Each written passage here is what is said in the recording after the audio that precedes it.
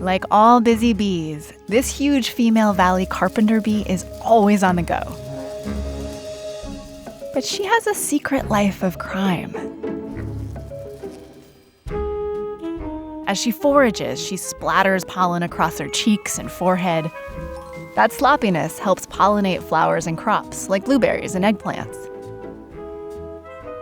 But she also happens to be an accomplished nectar thief. Some flowers like this salvia have nectar that's hard to reach with the bee's short tongue. It's easy for a hummingbird to get at the nectar because it has a long beak.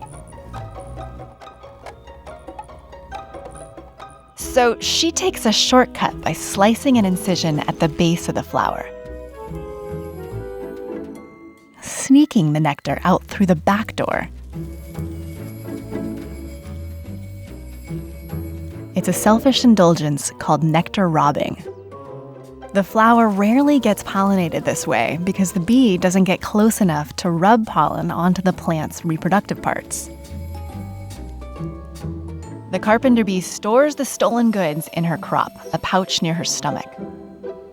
While she's busy thieving, nearby, this enormous golden male hovers around the same shrub for hours. He's hoping to catch her attention with his fitness display. Also known as the teddy bear bee, he's almost as big as your thumb, but he's all show. He doesn't even sting.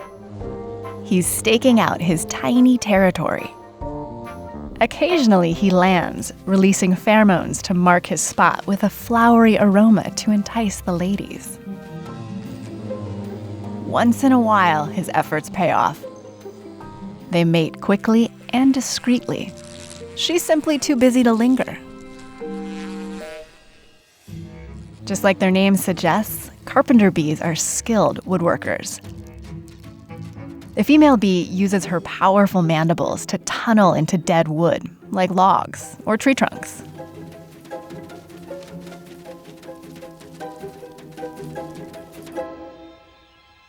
Mama bees lay their eggs and provide food for the developing offspring in these chambers. The bees may return to the same nest for generations, expanding and renovating year after year. Carpenter bees don't have a queen, and they aren't as social as honeybees, but several bees may room together in a nest. Sometimes they carve their homes in structures made by humans, giving them a bad rap. But it turns out carpenter bees do play an important role in our ecosystem. They still pollinate many flowers and crops the usual way, but even their crime sprees benefit some members of the neighborhood. Other insects and pollinators, like this honeybee, take advantage of the incisions left behind. However, the flowers lose out on this racket. They're unlikely to get pollinated by the nectar robbers. It would be better for the plants if carpenter bees entered the front door like respectful visitors.